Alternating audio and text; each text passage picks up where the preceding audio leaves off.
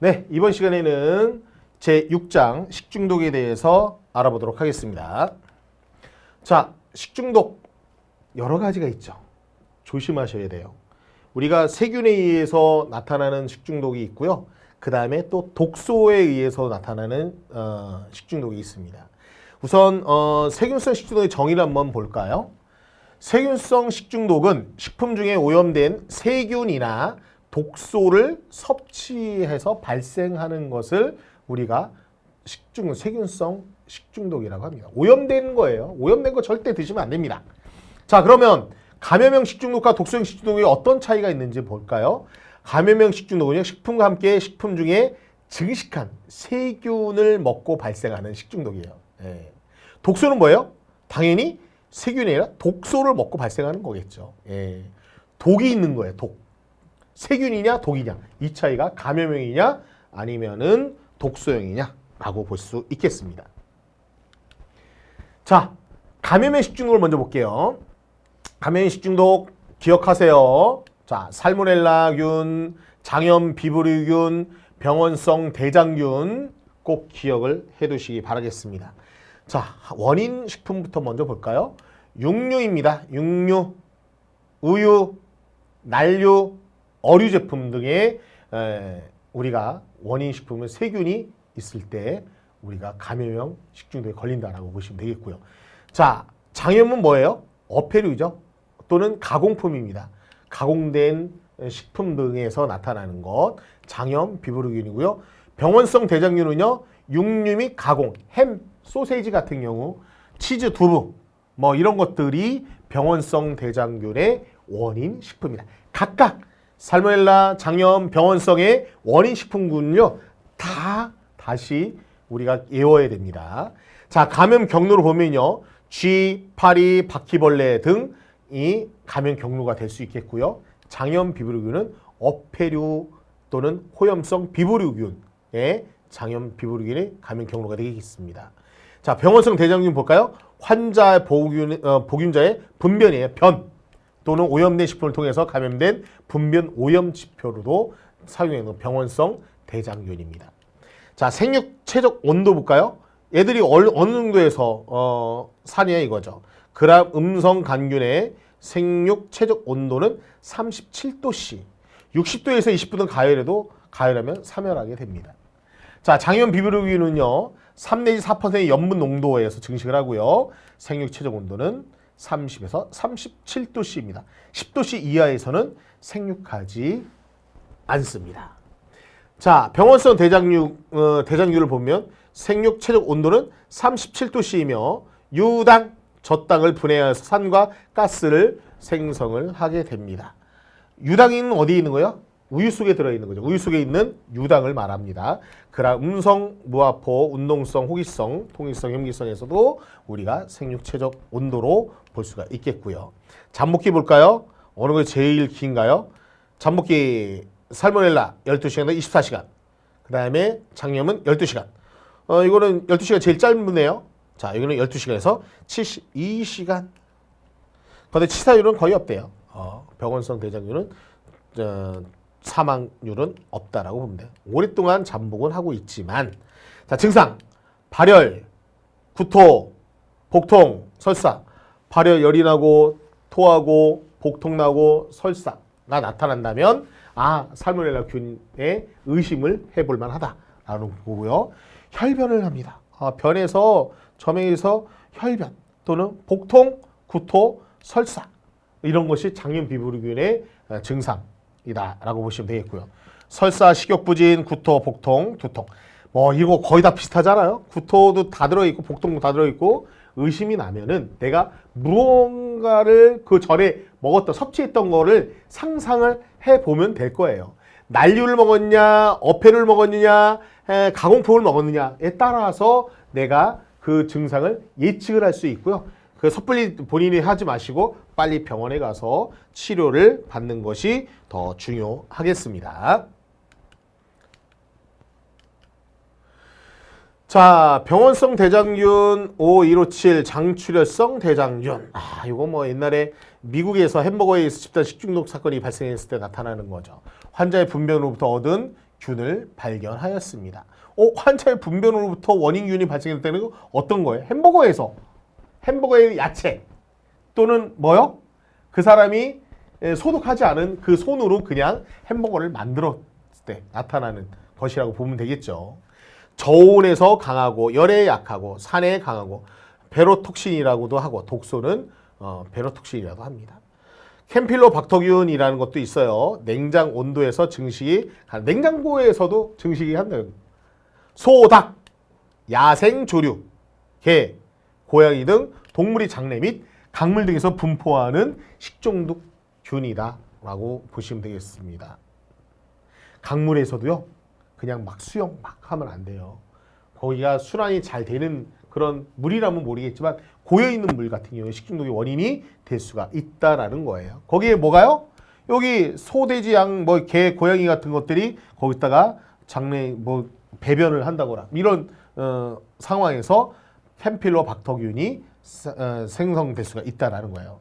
각인류의 도살 해체할 때 식육에 오염될 수 있습니다.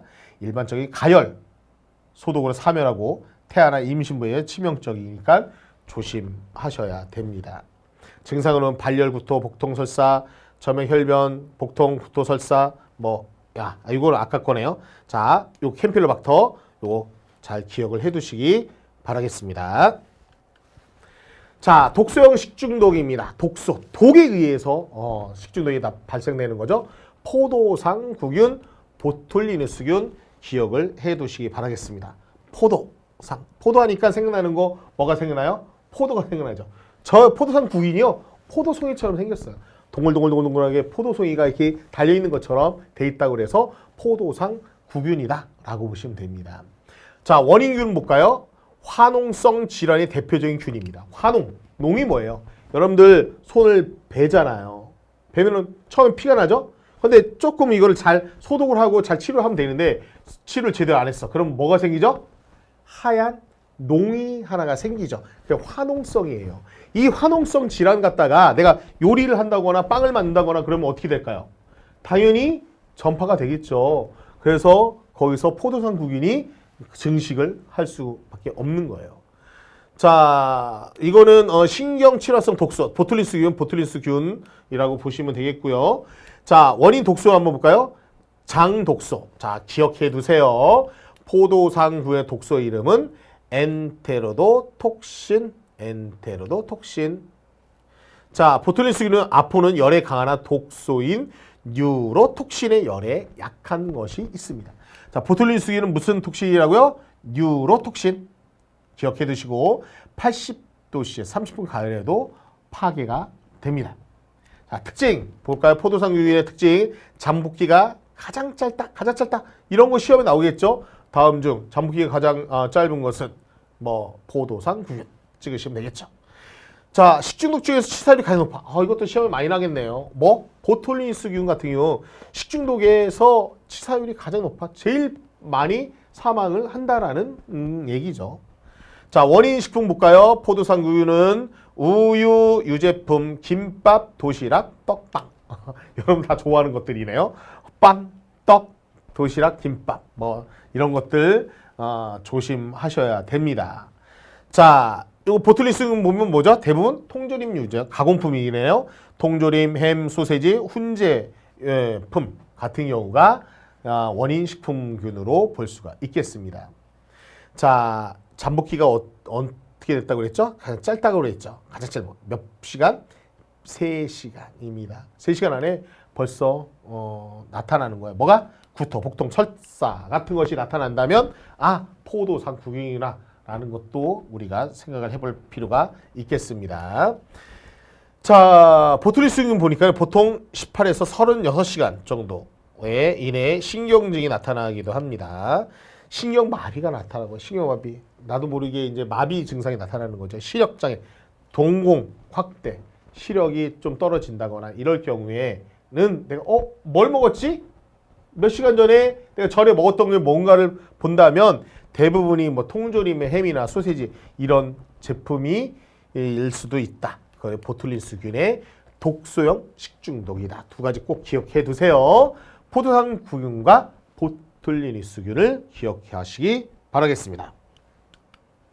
자, 경구 감염병과 세균성 식중독의 비교를 해보는 거야. 두 가지를 어떻게. 경구, 입으로 통해서 또는 세균성은 세균에 의해서 어떻게 식중독을 비교를 해보냐. 세균수를 보면 소량일 때도 발생합니다. 경구는요. 세균성은 어떻게 해요? 세균은 많아야 돼요. 2차 경우 많고 파상적인 전파를 합니다. 많이 전파가 일어난다는 거예요. 살모넬 기회는 거의 일어나지 않다고 합니다. 잠복기 일반적으로 길고요. 경구 감염병에 비해서 세균성 식중독은 짧게 잠복기를 갖고 있습니다. 예방조치 불가항력적입니다. 예방조치가 불가항력적이래. 어떻게 할 방법이 없대요. 식품 중 균의 증식만 막으면 됩니다.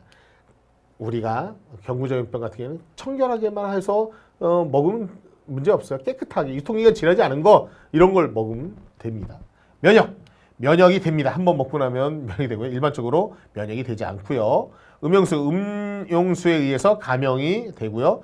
이거는 물에 의해서는 감염이 되지 않습니다. 세균성 식중독과 경구용 감염병에 대해서 비교된 것을 한번 보시면은 될 것 같아요.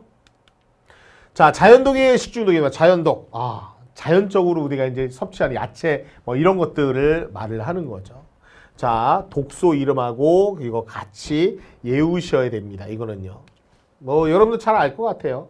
몇 가지는 아는데 또 처음 보는 것도 있을 거라고 생각합니다. 감자가 싹이 나서 잎이 나서 하는 그 감자 말하는 거. 잎이 나는데 너무 예뻐요. 처음에 감자를 딱 했는데 요거를 저장고에다가 저장하고 나중에 겨울에 파란 싹이 나는 거 너무 예뻐. 그래서 그거 갖다가 떼어가지고 나무를 묻혀 먹는다? 큰일 나죠. 무슨 독이 있어요? 솔라닌이 있습니다.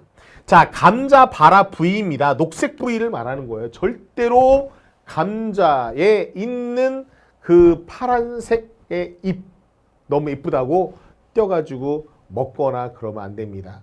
그런 경우에는 어떻게 해야 돼요? 완전히 도려내야죠. 완전히 도려내서 그 안쪽에 있는 뭐 1cm 깊이까지 완전히 다 잘라내는 게 좋아요.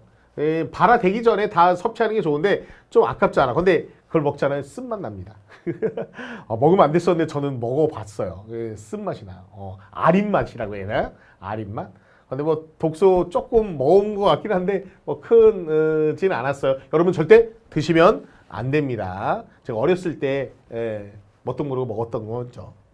자, 썩은 감자에서 나는 셉신이라는 게 셉신, 썩은 감자. 썩은 감자는 먹지는 않겠지만 뭐 아깝다고 우리가 썩은 감자 최대한 자르고 해서 조그맣게 있는 거 거기도 침투될 수 있으니까 썩은 감자 또 과감하게 버리시는 게 좋겠습니다. 자, 미나리입니다. 미나리는 시큐톡신이라는 게 있어요. 시큐톡신에 의해서 독소 이름 고사리 프티킬로사이드 고사리 같은 경우 고사리 많이 데쳐가지고 우리가 잘 먹어야 되고요. 미치광 잎을 히오시아민, 독버섯, 무스카리딘, 뉴린, 콜린, 팔린, 아마니타톡신이라는 것이 있는데 대부분 시험은 무스카린이라고 하는 것으로 우리가 많이 나옵니다. 자, 면실류 이제 모카죠.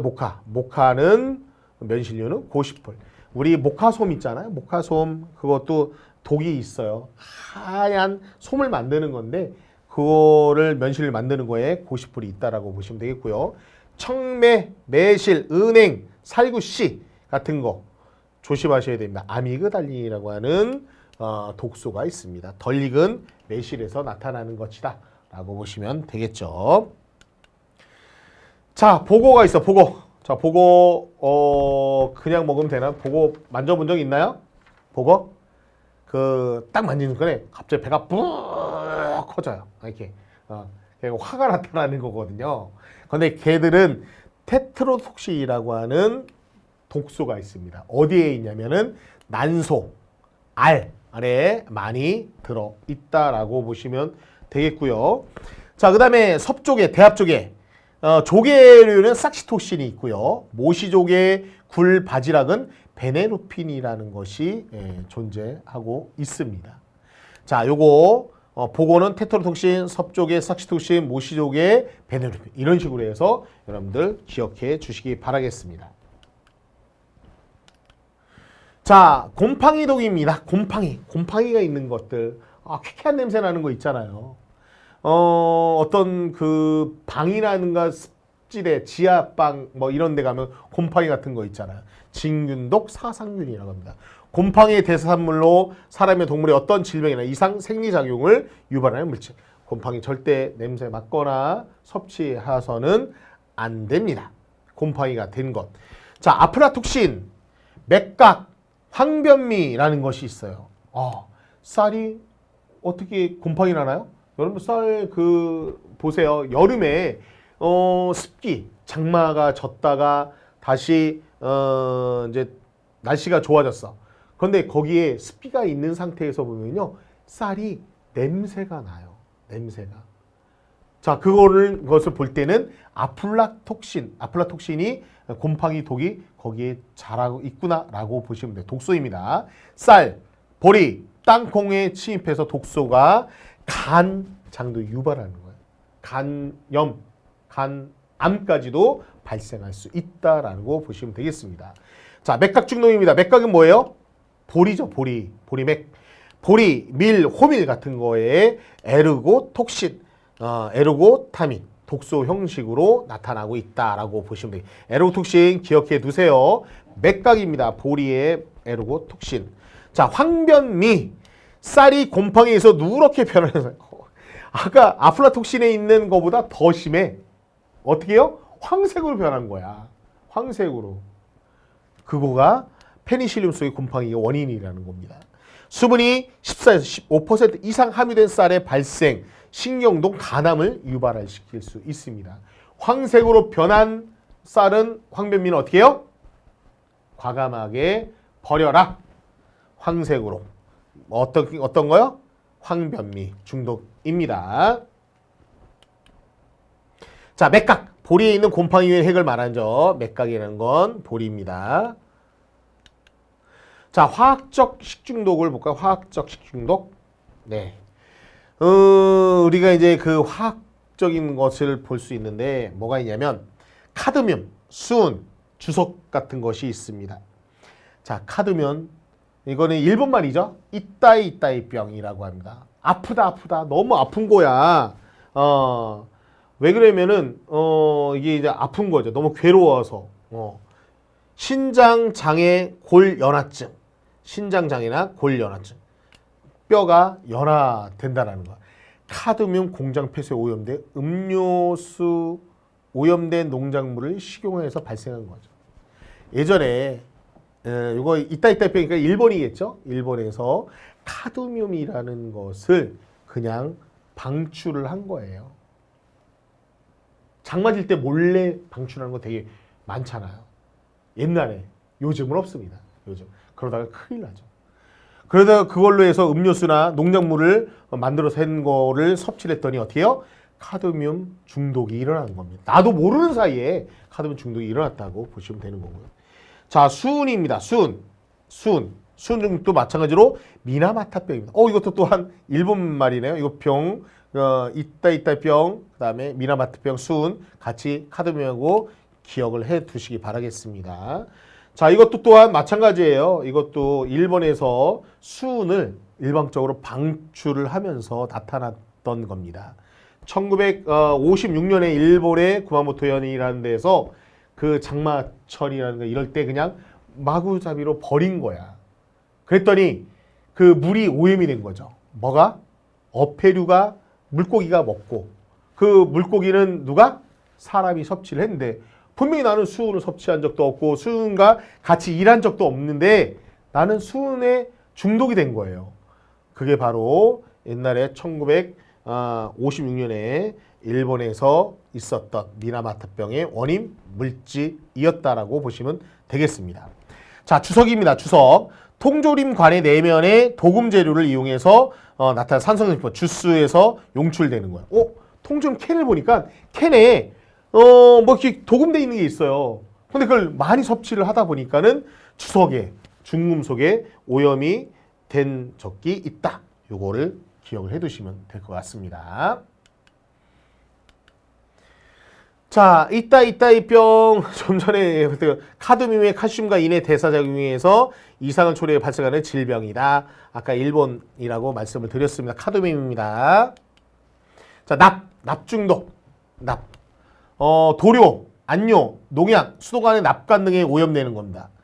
나도 모르게 농약을 치는 분들 아니면 농사 짓는 분들 도료, 안료 뭐 이런 거를 하시는 분들이 나타나는 거죠. 도자기나 범람, 유약 성분이나 통조림, 납땜 같은 거 할 때 나타나는 납 중독이 일어나는 거죠. 구토, 복통, 빈혈, 피로, 소화기계 장애이 일어날 수가 있겠습니다. 자, 구리, 기구, 식기 등에 생긴 녹청에 의해서 식중독 녹그릇이 나타나는 거예요. 예, 지금은 녹청 뭐 이렇게 하지 않지만 우리가 이제 차례를 지내거나 제사를 지낼 때 보면 녹그릇을 사용을 하죠. 깨끗하게 다 닦아서 사용을 해야 되는데 거기 녹의 청색으로 조금 있다면 그게 바로 구리의 식중독이 될 수 있다라는 겁니다. 요즘 뭐 대부분 녹그릇 사용 잘 안 하니까 구리에 중독될 일은 거의 없지 않을까라고 생각합니다. 자, 아연. 기구의 합금, 도금 재료에 쓰이면서 산성식품에 의해서 아연염으로 바뀌는 것을 우리가 아연에 중독이 됐다라고 보시면 되겠고요. 자, 비소입니다. 비소. 농약이죠. 비소. 밀가루 오인해서 옛날에 사망한 사례도 있습니다. 이게 밀가루하고요. 그 비소하고 색깔이 비슷해요. 그리고 어떤 할머니께서 이거를 칼국수에 먹으려고 보니까 한글을 모르는 거예요. 옛날에 한글 모를 때 비슷해서 요거 같은 비소 같다 해서 밀가루 오인해서 반죽을 해서 이렇게 먹고서 사망한 사례가 있었습니다. 자, 농약의 불순물로 식품에 혼입되는 경우가 많고요. 신경계 마비, 전신 경련 증상 이런 것이 나타납니다. 만약에 내가 중독이 돼서 마비가 되고 신경 구토가 나고 막 그런다면 어떻게 해야 될까요? 내가 빨리 119에 빨리 신고를 해야겠죠. 그 다음에 빨리 내가 조금 우리가 이제 교육이니까요. 손가락을 빨리 놓고서 토해내는 게 제일 좋습니다. 빨리 증상이 있다 그러면 빨리 내 몸속에 있는 거 빨리 밖으로 배출하고서 빨리 응급실로 가서 처리 우리가 하는 것이 중요하다라고 보시면 되겠고요. 자, 합성 플라스틱입니다. 페놀 수지, 멜라닌 수지, 요소 수지. 포르말린과 페놀을 가열해서 축합해서 제조한 수지. 합성 플라스틱 같은 거를 말해요. 플라스틱도 그냥 싸구려 이렇게 사가지고 하면요. 이런 거에 우리가 중독이 될 수 있습니다. 포름 알데하이드나 중금속 용출 등의 페닐 멜라닌 수지 같은 경우 요소는 산성식품과 닿으면 포르말린 용축이 용출이 됩니다. 그러니까 산성식품하고 플라스틱하고 이렇게 같이 두게 되면 이런 현상이 나타난다라고 보시면 되겠고요. 자, 유기화합물입니다. 메틸알코올, 시신경 장애와 실명을 일으킵니다. 에틸과 메틸 차이 아신다고 했죠? 에틸은 우리가 이제 여러분들 주류 섭취하는 거, 에틸에 들어가 있는 거, 메틸은요 섭취를 하게 되면 시신경 장애와 실명, 분까지 잃게 되는 상황이 발생이 될 수 있습니다. 자, 벤조피렌입니다. 발암물질의 하나로 탈의에 들어가 있으며 담배, 연기, 배기가스에 들어있는 것 벤조피렌 또는 니트로사민, 발색제에서 질산염의 환원 요소에 의해서 아질산염이 되고 아질산염 위 속에 산성 pH 하에서 식품 성분이 쉽게 반응해 발암물질인 니트로사민을 생성하게 돼 위에 들어가서 산성이 이제 니트로사민으로 바뀌어서 중독이 일어날 수 있다라는 겁니다. 자, 메틸알코올 시신경 장애에 실명이 되고요. 그 다음에 또 이건 유기화합물입니다. 유기화합물, 메틸알코올 시신경 장애 실명, 벤조피렌, 발암물질 하나로 타르가 들어있어 담배 연기, 배기가스에 들어있고요. 니트로사민, 발색제, 그 다음에 요거 아까 중복되는 거네요. 지금 중복되는 거죠. 니트로사민, 벤조, 메틸알코올, 네. 다이옥신 볼까요? 다이옥신 보겠습니다. 일반 폐기물과 특정 폐기물 간의 소각, 폐기물 무단 투기 때 많이 발생하여 독성이 강하고 잔류성이 강한 것을 다이옥신이라고 보면 되겠고요. 아크릴 아마이드, 탄수화물이 많이 든 감자를 고온에서 가열하거나 튀길 때 생기는 것. 감자 튀김할 때 너무 고온에서 막 튀겼어. 근데 연기가 뽀록뽀록 나. 그러면 그 발암물질이 형성이 된다고 보시면 되는 거예요. 아크릴 아마이드가 생성이 될 수가 있다라고 보시면 되겠고요. 자, 알레르기성 식중독입니다. 알레르기성. 알레르기 있는 사람, 고생하는 사람 되게 많아요. 자, 세균 증식이나 세균 독소의 원인이 아닌 세균 오염에 의해서 부패 산물이 원인이 되고 식중독의 그 증상이 알레르기 상태인 때를 말한다. 뭐 세균이나 오염된 것 때문에 나도 모르게 그 알레르기 반응이 붉은 반점이 생긴다, 가려움 증상이 나타난다거나 이런 거를 말하는 거죠. 부패 산물인 히스타민에 의해서 발생을 하게 됩니다. 히스타민. 원인 식품은 꽁치, 고등어, 참치 등 붉은색 어류와 가공품 등을 먹을 때 알레르기성을 나타내는 사람이죠. 꽁치 이런 거 못 먹는 사람도 많이 있죠. 자, 그다음에 증상은 전신에 홍조와 두드러기 또는 이런 현상들이 나타나게 되는 것을 우리가 알레르기성 식중독이다라고 보시면 되겠습니다. 에듀윌 합격 패스.